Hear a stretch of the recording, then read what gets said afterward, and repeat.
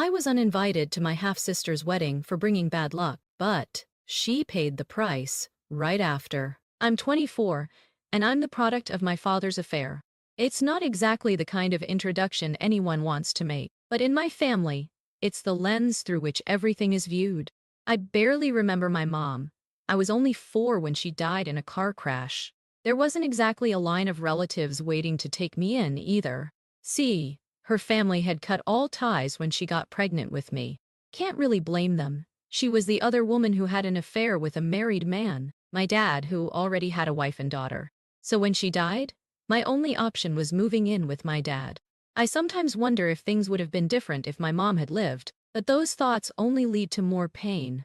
Instead, I found myself thrust into a household where I was treated like an unwanted houseguest rather than a family member. "You're a constant reminder of your father's mistakes," Ashley would say, shaking her head like I was some kind of disappointment she was stuck dealing with. It wasn't just the occasional snide comment either. She had a way of working my questionable origins into almost every conversation. One memory really sticks with me.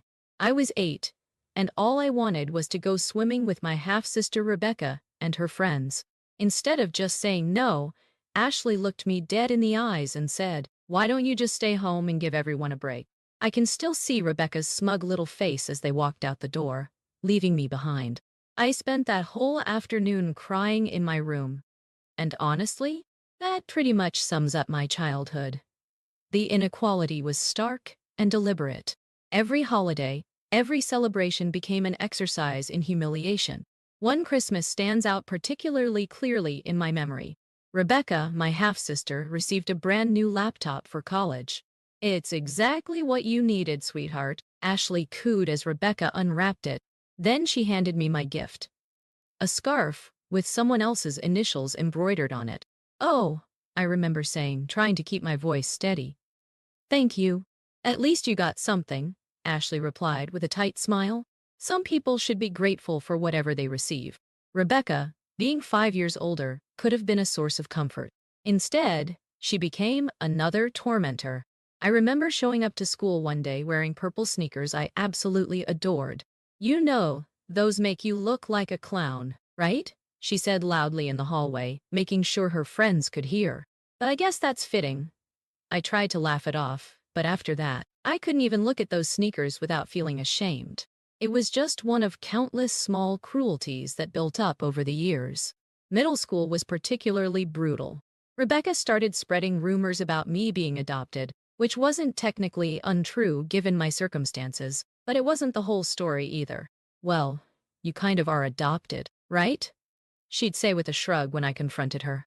"I mean, it's not like you're really part of the family." I tried so hard to bond with her. "Hey, wanna watch a movie together?" I'd ask, hope still stubbornly alive despite years of rejection. "I'm busy," she'd reply, not even looking up from her phone. "Why don't you ask your real mom for company?" Oh wait, the barb would hit its mark, as it always did. Each attempt at connection was met with another reminder that I wasn't welcome, wasn't wanted, wasn't enough. Even during serious moments, they couldn't set aside their pettiness. When my dad had a health scare and was rushed to the hospital, I showed up to be with him, only to be met with more hostility. "What are you doing here?" Ashley demanded as soon as I walked into the waiting room. "He's my father too," I said quietly. "Why don't you just go back?"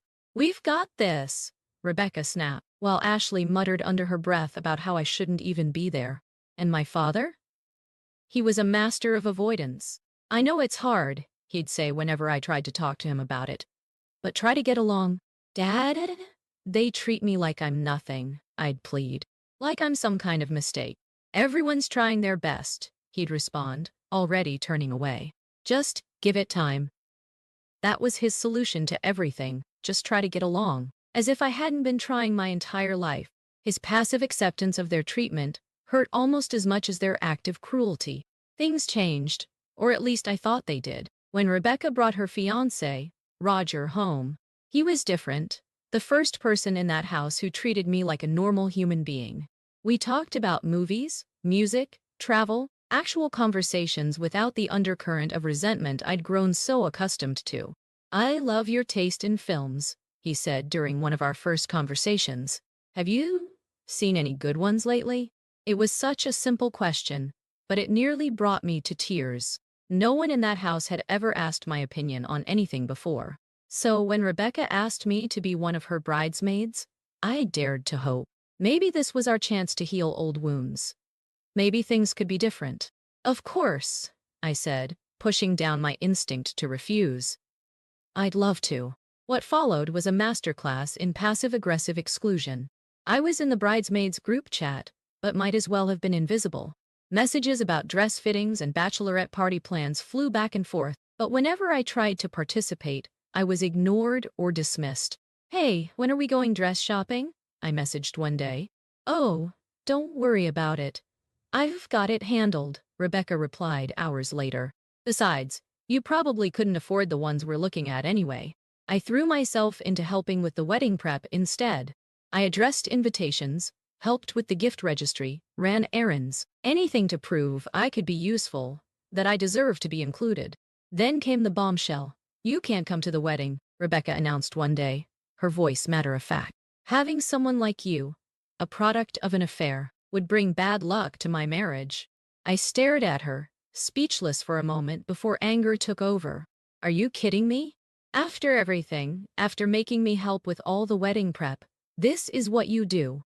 It's my wedding, she said with a shrug. I need everything to be perfect.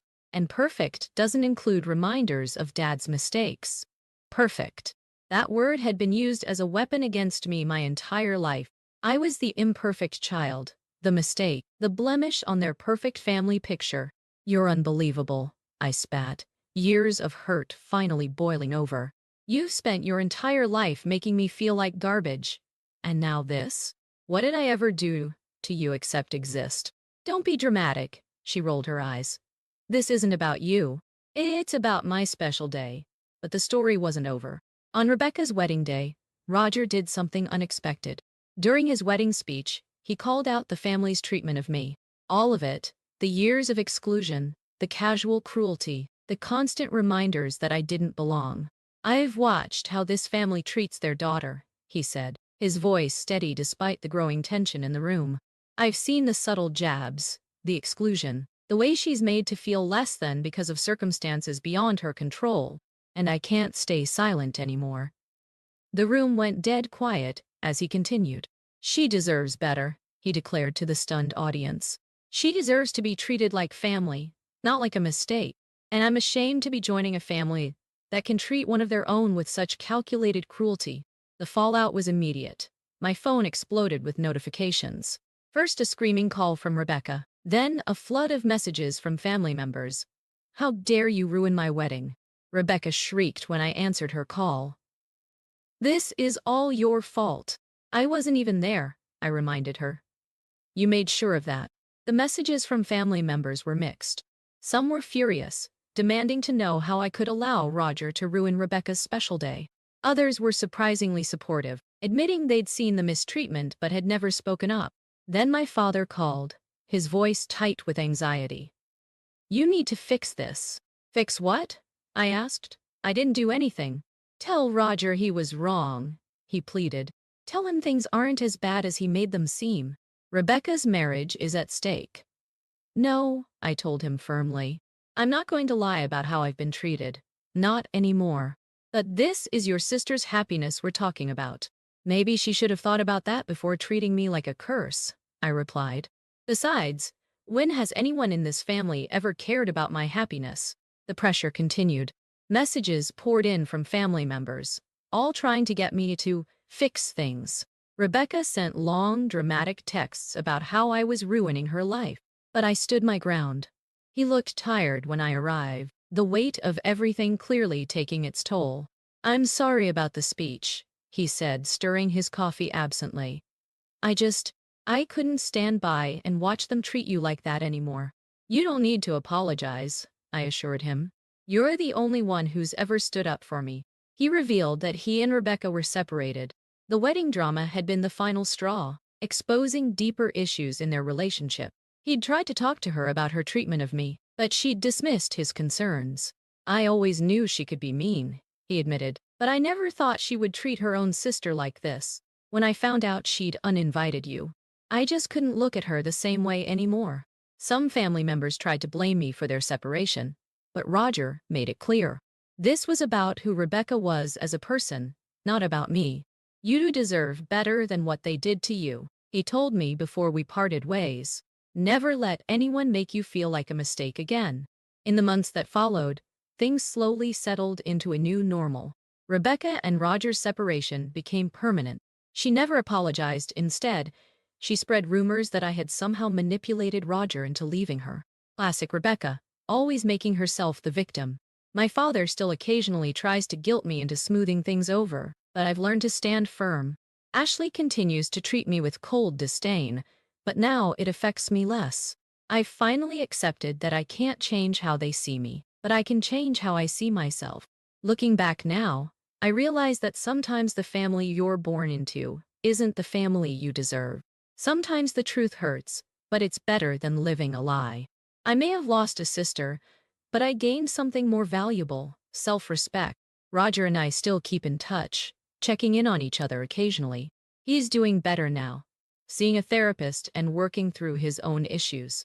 As for me, I'm finally at peace with who I am and where I came from. I'm done trying to belong in a family that never wanted me. I'm done apologizing for existing. Sometimes the best thing you can do is walk away and build your own definition of family, one based on respect, acceptance, and love, not blood ties and obligation. That's what I'm doing now, one day at a time. And for the first time in my life, I feel truly free.